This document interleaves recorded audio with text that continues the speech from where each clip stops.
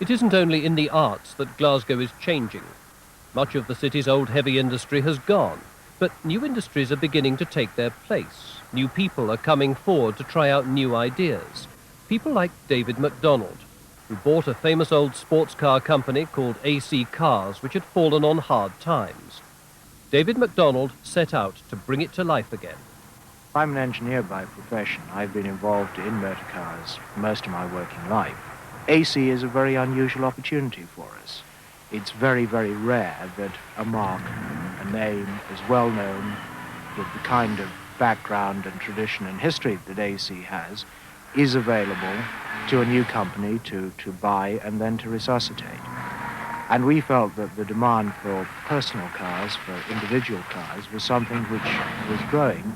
I believe that I have to have total involvement in what the company does. At the end of the day, our products are my responsibility, and I have to know exactly what is going into a motor car, how it's being put together, what problems there are, and more importantly, what we're doing in terms of future development, not only for the car which replaces this one, but for the cars which follow that afterwards.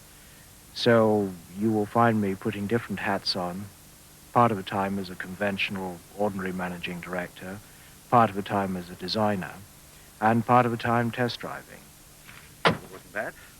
David McDonald takes his role as a test driver as seriously as he takes his job as managing director. And all his experience in Grand Prix racing helps him to get the best out of his new car. We'll try it again with those caster settings on it, and then we'll run it one more time with the low rate springs on it and see if that gets it coming quicker. Yeah. I have an engineering background, and I've also spent quite a large part of my career involved in competitive motoring and in motor racing, up to and including Formula One teams. That means that I've got some of the experience which helps the company in developing cars. But we're a small team of people, and so we do, in fact, all of us as managers and directors of the company are involved not only in making sure that the quality of what we make is very high, but in trying to make sure that the new cars we develop are to the very highest standards that we can get. But we're not a conventional car building company. We build very small numbers of cars. We need suppliers, subcontractors, who can work to very good limits of accuracy and very fine machining tolerances in small volumes, and that you don't find in the great car building centers. You do find it in places like Glasgow, which has a tradition of engineering excellence which goes back over years and years and years.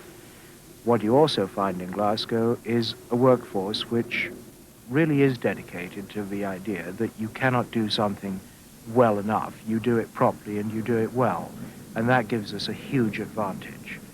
Our workforce is just as much dedicated as I am. It works just as hard as I do to build cars the best way that we can possibly do it.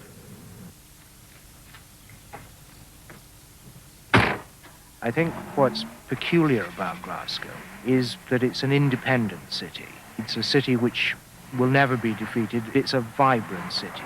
It's one of the great engineering, shipbuilding, seafaring cities of the world.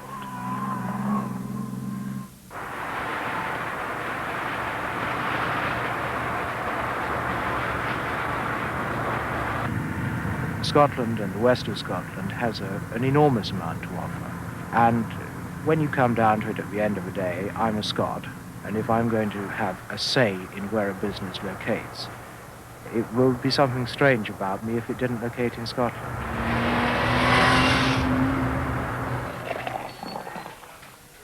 If you want to get to know a city, go into its pubs. Words